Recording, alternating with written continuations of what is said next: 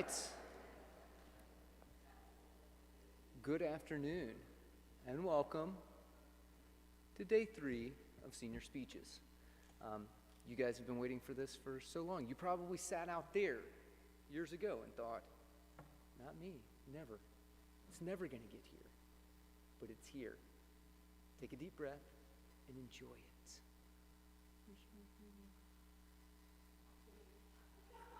Get yourself together, man. All right. So, I know, right? This is a big day for you guys. So, again, they're offering you their wisdom. On Monday, we talked about Nestor, right, from the Iliad, right? We talked about the Iliad, which is all about fighting, but there's this wise old guy who gives wisdom, okay? His name's Nestor. So you guys got to be Nestor on that day. Today, we're going from the Odyssey. So Odysseus is a different type of hero than, say, like the Achilles of the Iliad, right? How is Odysseus different? He's tricky, he's crafty, he's clever, right? He's clever. And so part of Odysseus's journey, because you guys are familiar with the Odyssey, right? Wandering around and fighting monsters and all those kinds of things. That's what we remember. What we don't remember necessarily is that Odysseus is a bit of a storyteller himself. So the whole goal of the Iliad was to be remembered by having someone tell a story about you, right? The Odyssey introduces a hero that has to tell his own story. A hero that stands before people and says, let me tell you what I've seen. And he gets done, and it's a great little passage. He gets done, and everyone's sitting there, all the Phaeacians, right? They're silent. Their mouths are agape, right? Because they've been moved by this story, this great story of this man's adventure. So tomorrow we'll round out Odysseus as far as my metaphor, but today you are Odysseus. You're singing your own story, right, so that people can hear it and go, wow, right? So you're singing your own story today to be remembered, right? And to provide that wisdom in that moment of, oh, wow. So enjoy it.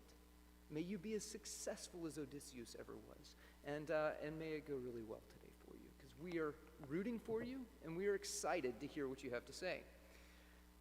And a little sad, too. Okay, so, without further ado, you will hear this afternoon from Isabella Horn, from Lily Grace Penn, and from Merritt Lee, in that order, I believe. Okay, so I'm not going to come back up here. They're going to come up one after another and share with you today and sing their own tale of immortality. Come on, Isabella.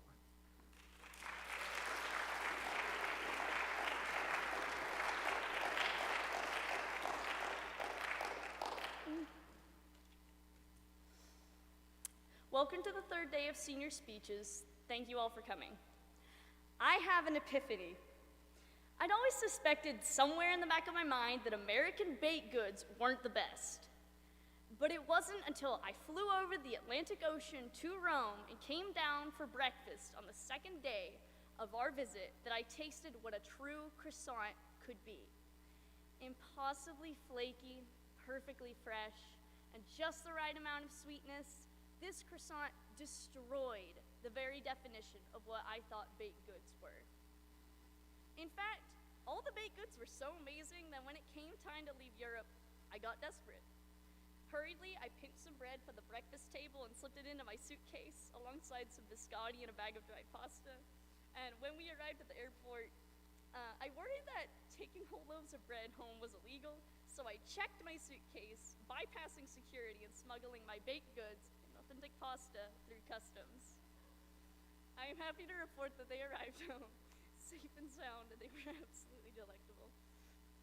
Not only have I been taken with European food since then, but I have realized the full horror that grips the American industry of breads and sweets. These products are disgusting. There's an emphasis on quantity over quality. They're allowed to sit for extended periods of time, losing their freshness because all the bakers are willing to sell their products at a good enough quality level. After all, they'll still get bought at some point, and even if they don't, the products are so cheap to make and so mass-produced that throwing them out is no big deal. I mean, after having tasted the beauty possible in a perfect croissant, how could I ever even look at a Walmart bakery again? After the number of desserts I've seen that reached their sticker expiration date or were a mess inside the packaging like somebody threw them across the room, or were simply underwhelming in flavor, I'm not in a hurry to go back. And you know what these trashy products remind me of? Me. I'm American baked goods, or at least my work in school has been all too often. Altogether, my work is sloppy, disgusting, and halfway done. When I receive an assignment, I look at it once, then banish the thought of it from my mind and go watch a movie to distract myself from the reality of the work I have to get done. I continue to do this time after time. When the deadline starts looming, I begin to panic, but instead of letting my terror knock some sense into me, I'm like an ostrich that dunks its head in a pile of sand, except with this time it's a pile of more movies. Finally, when everything is due the next day, I'm aroused from my pitiful cycle, only to find that it's far too late to create anything truly good. I can't come up with any ideas, and what once could have been a beautifully crafted project is now pathetic because I let my determination expire. I'm the one that's gone stale. I've allowed myself to sit, and suddenly because of it, I have a mountain of homework due the next day, and none of the assignments will ever receive the attention they deserve. I've made a habit of laziness and doing my assignments with minimum effort, never once preparing myself to work with excellence or zealously learn the material. And what are European bakers doing? They're up every day working hard to bake their breads, their croissants, their biscotti, and they never let them sit for too long. Once those croissants are baked, they're delivered to the hotel without a moment's delay and placed on the breakfast buffet table. If those bakers decided that, they weren't in the mood to deliver them right now and they were just gonna wait till later, then the perfect texture would harden, the succulent flavors would dull, and the gentle warmth would vanish into thin air. And unlike American bakers, they understand that quality overrules quantity. They give every pastry the attention and care it needs to be an excellent piece of food. To try and hide the lack of time and effort, American bakers overcompensate with sugar. Suddenly, what once was a stale, bland, and artificially flavored pastry is now a stale, bland, artificially flavored, and disgustingly sweet pastry. The amount of sugar we all consume on a daily basis is already way more than it should be, but American baked goods only further this problem. It's true that most Americans have grown to like this super sweetness, and it's because Americans like sugar that this tactic works so well. Have a terrible product, toss in sugar, and people will buy it.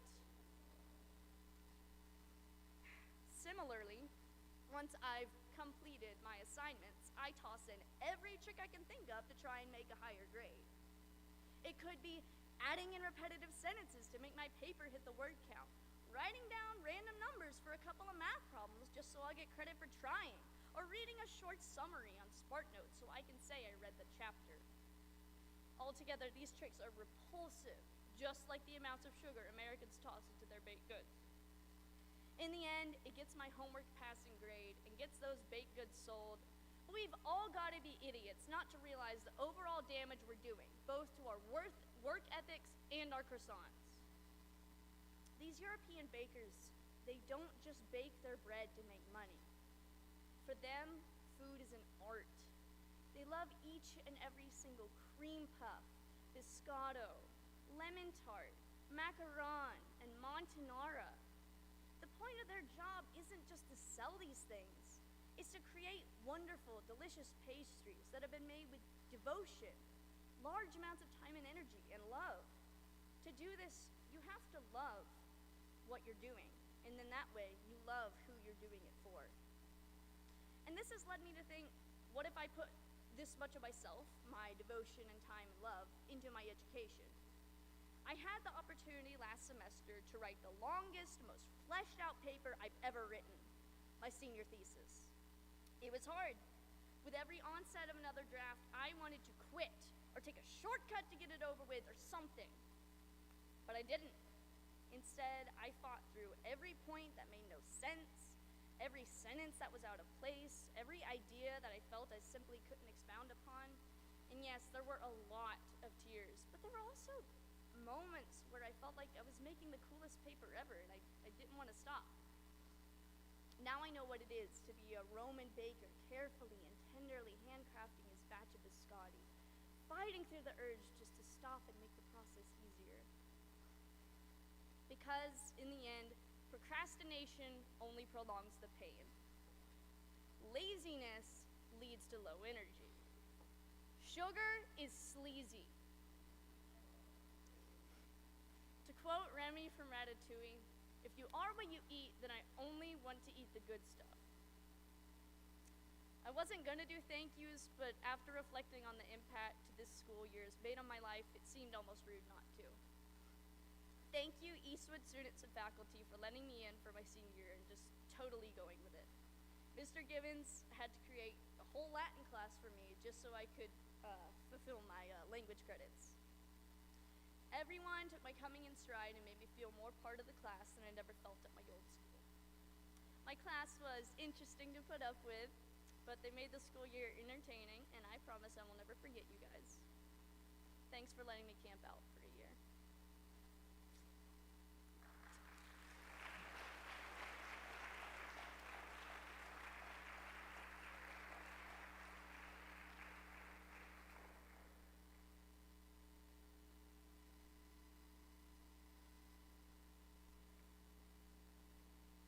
Good afternoon, Eastwood family, faculty, and students. Thank you for coming to Eastwood's Class of 2022 speeches. I know most of y'all were forced to be here, but hey, we're over halfway through now. When it finally came time to write our speeches, I had an idea of what to write about, but I didn't know how to compare it to anything. I finally realized that I wanted to talk about the junior-senior trip we went on to New Orleans last May. This was definitely my favorite trip here at Eastwood. It started off with us riding in a hot bus for 6 hours. This was before Eastwood had the luxurious vehicle we now call our own. This was some old, broken down bus that Mr. Miller stole from his church or something. The air conditioning did not work, and we sat sweating on carpet seats. With only one pit stop for lunch in Mobile, you could say we were pretty miserable. Although we were so uncomfortable and complaining about the heat, once we realized there was nothing we could do about it, we decided to enjoy ourselves. This was definitely not the ideal situation to be in, but we made the most out of what we had, and we played games, listened to music, and just talked. With the bus only being able to go about 65, there were several times cars sped by blaring their horn, and there was a hill we weren't sure if we were going to make it up. But we all got there in one piece. Once we arrived, we checked into our hotel and left for dinner. After dinner, we began walking down the streets in New Orleans. We came across an outdoor restaurant with live music. Let us in at first, we were eventually able to go in and listen to a live band. We all had a great time, and some of us even danced, or at least tried to. The next day, we got up and walked a long way to a riverboat. This boat was taking us down a battlefield and provided a New Orleans-style lunch buffet. We were supposed to look at the river and enjoy the scenery, but as soon as we boarded and the boat departed, it was absolutely pouring down rain. Most of us went to the lower deck and found a bar. We all got sodas, most of them being Shirley Temples or Cherry Cokes. Even though it was overpriced and the line was so long, we were all having fun. The other school that was with us on the boat decided that they were going to stay and not go onto the battlefield since it was raining. But Mr. Miller came and alerted us that we were in fact going on the battlefield. The rain had died down a little bit, but once we started to walk back to the boat, it was pouring again. We all started sprinting back to the boat.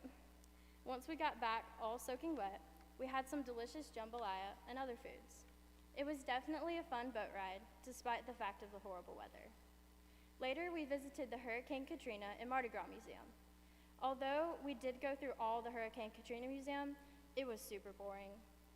We were barely reading any of the information and mostly just shuffled our feet and complained. Then we stopped for a minute in the sunroom that connected the two museums. We went over to the window and looked out on Jackson Square. There was a man out in the street talking to himself as he threw a knife in the air and swung driftwood. Sometimes he would put down the driftwood to put on a baseball glove to catch the knife with. He practiced his stabbing skills by stabbing the air. We stood at the window watching him for a solid 20 minutes. It was the most interesting thing on our entire trip. It was like that whole trip, little things would go wrong, and it would seem like the whole trip was ruined, and then suddenly something amazing would happen and make it all better. On our way to dinner one night, we had to walk a mile just to get to the trolley. It was a fancy restaurant, and no one was wearing the appropriate shoes to walk in. Our feet were killing us. On the way there, we accidentally walked down Bourbon Street. It was awesome. Another night, we got ice cream and walked down the Mississippi River. There we saw cockroaches and mice. James even fell into the Mississippi River trying to get his ice cream back. He smelled so bad. Even though we had some weird stuff happen, some of it could have even ruined our experience. We got to enjoy our time together. High school is just like this. The bus ride felt like it would take forever to get to the destination. We were not comfortable because we were all sweating, but we still were in it together. Once you get adjusted and settled down, you might stumble across something fun, like live music. On the riverboat, it was rainy and we were drenched, but we were still making the best out of our situation. We still got to enjoy the boat ride, despite the fact that our plans didn't work out perfectly. You won't always get to have things go according to plan. You might study super hard for a test and still fail it. There will be challenging moments, but you will get through those moments with your friends. Life is full of unexpected and weird moments that may be the highlight of your high school experience. Just like how at the museum, seeing the man practice his stabbing skills was one of our favorite experiences from the trip. And even when things don't work out the way you wanted, or when there's nothing there but boredom, little moments will spring up to brighten your day, like James falling in the filthiest river in America. So while you're here, make those priceless memories. Time flies by so fast. So make the most out of every situation. Get to know your classmates and teammates. I know my classmates and teammates have impacted me in such a positive way. Some of those people are going to be the most valuable thing you experience while you're here. Now to thank the people that have impacted my life. To all the teachers that have helped me in my education and have just listened to me when I needed advice. Thank you. Thanks for putting up with me talking in class. To the brother minister himself, Mr. Miller. Even though you said I only think in TikToks, I really enjoyed having you as a teacher. To Miss Ingram, thank you for always giving me forks when I needed them. I really appreciate all you do for the school. Big homie Greg, hey, you're a real one. I'm really glad I got to have you as a teacher. You're gonna be missed.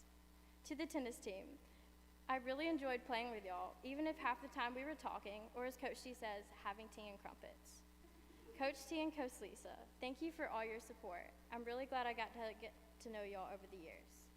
Yates, Tally, May, Charlotte, Emmy Grace, Emma, and Sarah Lynn. I love y'all so much. I have cherished every moment we've had together, whether we were driving to tennis, hanging out, talking in the halls, or almost getting kicked out of Target. I really enjoyed all of our adventures. To my class, y'all are crazy. And we may be way too comfortable with each other, but y'all are like family to me. We have grown up together. I've had so much fun with y'all, and I'm gonna miss it. Cam, you're such a great friend, and I'm so glad we got to meet each other. I love you. To Merritt, my partner in crime and sort of cousin. What would life have been like without you? I can say it would have been extremely boring. Thanks for picking up my very random phone calls to listen to me rant about some small problem. I love you and can't wait to see what God has in store for you. To my grandparents, thank you so much for being amazing role models. I am truly blessed to have y'all in my life. Y'all have impacted me in such an amazing way, and I will always be grateful for that. Mom and Dad, thank you for all your love and support. Thank you for growing me and shaping me into who I am today. I am so grateful for everything you've done for me. Throughout my life, I have tried to not take things for granted. High school is going to be challenging, but you will get through it together with your friends. Since becoming a senior, I've realized that there will be a lot of lasts, like last trip as a class, last play, last tennis game, the list goes on. So I suggest while you're here, cherish the moments you have with your friends and make the most out of your time. Thank you.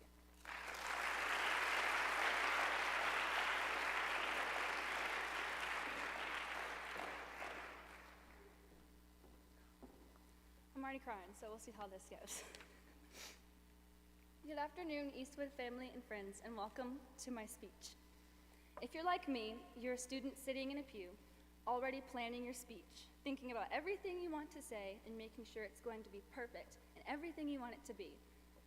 Or maybe you're not a perfectionist and you aren't worried about how perfect your speech is going to be at all. Either way, this performance is something I have been planning in my mind since the 6th grade. While it may shock you all, my speech will be about, you guessed it, musical theater. And yes, I use the English spelling of theater, that is with an R-E, not an E-R. Before you roll your eyes, allow me to explain. I realized that many of the stages of putting on a musical theater production are the same stages we have had and will have throughout life. I mean, I'm not the first to say it. Shakespeare himself said, all the world is a stage and all the men and women merely players. Before a play can even begin, there's a stage that I will refer to as the unknown stage. Before casting or rehearsals are even put into place, a director or producer must first decide what show he or she will produce. Or, at Eastwood, this would be the 3 or more months of anguish I spend making lists, gathering hints, and cyber-stalking Mrs. Gibbons to figure out what show we will do in the spring. During the stage of unknown, I'm constantly obsessing and overanalyzing every detail and possibility. Me? Overthinking things? That's a first. Even once a show has been decided, there is still the unknown of what role you will be given, or even if you will get in. When you are young, you don't have as much freedom, and things about your life are pretty much completely out of your control. When I was in elementary school, I went through many different things that I wanted to be when I grew up. I wanted to be a ballerina, a teacher, a professional monogrammer. Similarly, when I found out the musical was going to be Les Mis, I first wanted to be Eponine, then I realized I wanted to be Fantine, and then as much as I knew it would never happen, I was like, I really want to be Javert. All this goes to show how exciting yet scary this unknown stage of life can be. There have been times in my life when I don't know what's next, or I don't understand something. These unknown elements of life can be scary. The point I'm trying to make is that despite constantly changing ambitions and getting caught up in the unknown, I had to learn to trust God's plan. Sometimes, though, it's hard to see just how God is going to work things out. Just like it's hard to believe that the randomness and craziness of rehearsals can turn into a fully fleshed out production. This would be the chaos stage of a musical production. Lines, songs, blocking, lighting and sound cues, quick changes, props, mics, making sure you are on the correct side of the stage. All these things must be memorized and learned for the production to happen. It always seems like there's no way everything will work out. Tech Week is the week before a show when all of the technical details have to be worked out. This includes lighting and spotlights, music and sound, and set changes. It is also working out the technicality of props, costumes, and even hair, such as wig quick changes. As you can imagine, tech rehearsals are absolutely insane, but the show cannot happen if they do not take place. Almost every year, about a week before show week, usually during tech, I have a breakdown because I don't think we're ready and it doesn't feel like the play could possibly be next week. But of course, it always comes together. And the funny part is that I know it's going to come together like it always does. But in the midst of all the chaos and craziness, it feels impossible. To quote the one and only Mrs. Gibbons, if you observe rehearsal this week, don't be alarmed. It's hard to believe the show could possibly come together if you see the messiness and chaos of rehearsals, but you have to have faith and trust the process, just like you have to trust God's process for your life. At certain points in my life, it has been difficult for me to understand how things in my life will come together. I've gotten so caught up in craziness that I forget to remember that God has a reason for it. Just like with the chaos of rehearsals, school can be crazy and very overwhelming. First semester of senior year was absolutely crazy, balancing thesis, Brit Lit, anatomy, volleyball, and rehearsals for the lower school play. You have to get through the rough, tiring, and crazy part to experience the joy of a finished product. I had to get through a few years of chaos and the tech week that is first semester of senior year to be where I am now, standing in front of you, giving this speech about what I've learned. Which brings me to the final stage of a musical theater production, which I call the reward. The reward I'm referring to is not just getting to perform the show, but it is getting to use our God-given gifts and talents to perform the show and share God's glory with others. When you perform a show, you have the opportunity to bring joy to others and share a message with them, and that is the reason I love performing so much. But I don't just love performing. I love teaching and helping others realize this love as well. That is something I'm so thankful the Lord has revealed to me this year. Just how there is reward that comes with performing a show, there is reward that comes with education. I'm not only passionate about music and theater, but about education as well. And I know all you kids out there are like, ugh, is she seriously about to lecture on the importance of education? Yes, I am, because it is important. The education I have received at Eastwood is honestly the best education I think I could have received. And one day, you will be thankful that you received this education as well. I know right now it's hard to appreciate school. You're going to want to give up, but you can't. During the play, when we are in tech rehearsals and you want to quit because you cannot take that table on and off the stage one more time, persevere through the challenges, because reward does not come without them. You may not know or understand God's plan right now, but trust me, He has one. You have to get through challenges, whether that be daily, monthly, or yearly, because God is using them for you to learn and grow. Now I would like to thank some people that God put in my life who has helped me persevere through challenges. First, I would like to thank all of the teachers I have had over the past 13 years for investing in me and giving me the best possible education. Ms. Geiger, thank you for tackling senior thesis with me and for all the tremendous help you provide with the play. It wouldn't be possible without you. Big homie Greg.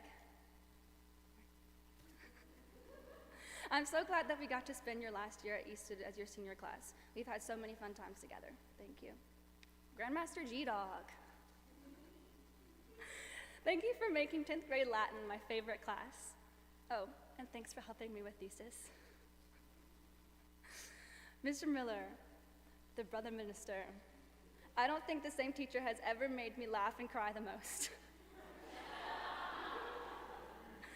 Even though you've only been my teacher for a few years, you and I go way back to 4th grade. Rehearsals with you were always a blast, and random conversations and stories with you were sometimes the best part of rehearsals. Thanks for making me laugh the most. Miss Minshew, my school mom. You always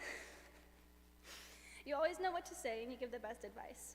One of my favorite memories with you was learning to swing dance from YouTube in New Orleans. Thank you for always being there when I need someone to talk to. I will miss you so much next year.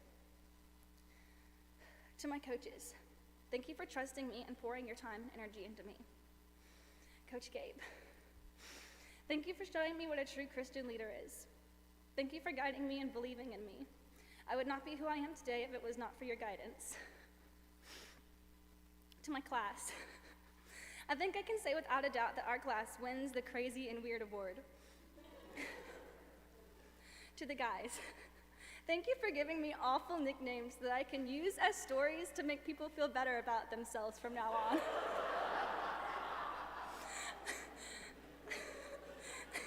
I really am going to miss you guys next year, but I will not miss having to keep such a close eye on my water bottle. Lily Grace, where do I even begin? You were crazy, kind, and did I say crazy? I wouldn't want to have gone through high school with anyone else by my side, and I can't wait to keep doing life with you. Meg, Reese, Yates, and May, each of our friendships means so much to me, and I will miss you all so much next year. Now to my family. Thank you for constantly supporting me in everything that I do.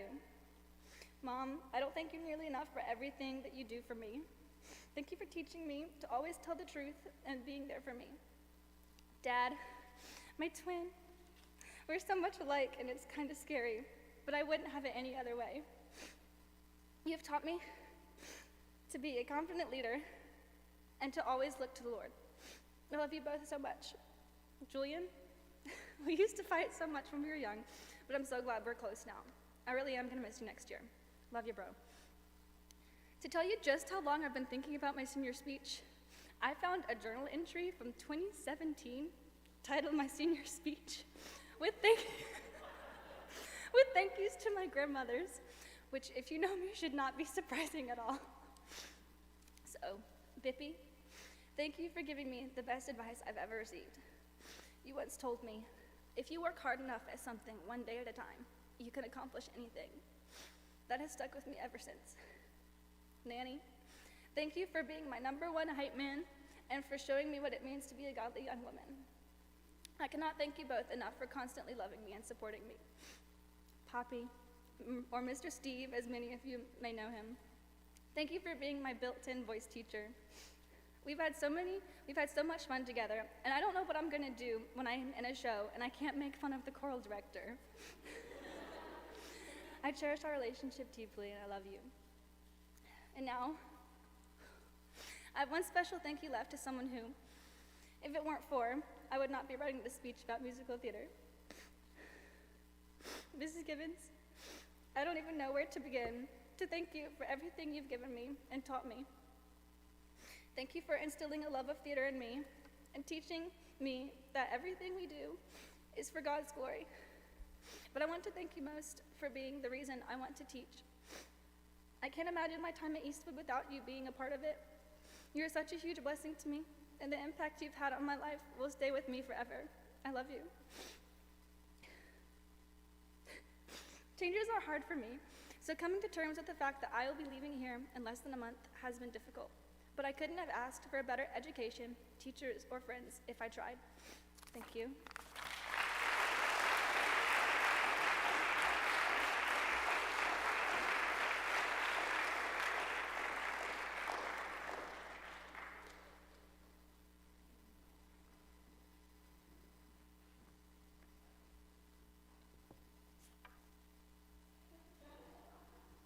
Well done, all of you. His tale was now over. The Phaeacians all fell silent, hushed, his story holding them spellbound down the shadowed halls until Alcinous found the poise to say, Odysseus, now that you've come to my bronze-floored house, my vaulted roofs, I know you won't be driven off your course. Nothing can hold you back. However much you've suffered, you'll sail home. Here, friends, here's a command for one and all. You who frequent my palace day and night and drink in the shining wine of kings and enjoy the harper's songs, the robes and hammered gold and haul of other gifts you lords of our island council brought our guest, are all lied packed in his bronze-polished sea chest. Come, each, let's add a sumptuous tripod and a cauldron. Always a tripod and a cauldron. Why? I don't know. Then recover our costs with levies on the people. It's hard to afford such bounty man by man. So, you've spoken well. You're going to make it home, right? You're going to make it through. And we're all going to rejoice with you and send you off with our love and our thanks. We still have 4 more to go, and you will get to hear we'll get the final bit on Odysseus tomorrow when you guys go. But we have enjoyed hosting you guys, much like Alcinous and Odysseus. We love your stories. You all have done so well. Continue to do that. Hang in there. It's not too long now. Just exams, and oh yeah. So, but we're getting there. So, thank you guys again. I think it's amazing that every year all of our seniors give a speech that's really worth listening to. It's pretty impressive. I go to a lot of graduations. I hear a lot of speeches. The ones that are given by just the top 1 or 2 people in a class are seldom as good as the ones I hear here from these guys, every one of them. So they've done well. They've learned great things, and they're going to do well. So we love you guys. I appreciate you all, and I'm gonna pray for you. And we'll take a second. You guys can congratulate them, give them their haul of maybe not tripods and cauldrons, but hugs and handshakes, and we'll dismiss a little early today. Father God, I thank you for these seniors. I thank you for their ability to stand before friends, family, peers, and speak, to speak well, to use the gift you've given them. I pray that they would continue to use that amazing gift of speech as they go forth from here to build your kingdom, to expand your kingdom, Lord, to speak your truth to others, and to speak it in love and grace.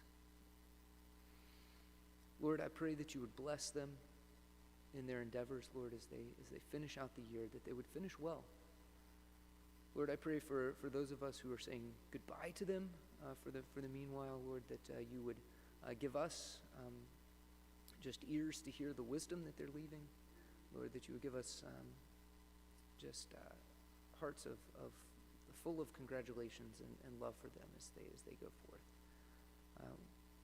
We thank you for the ability to speak, the ability to build relationships.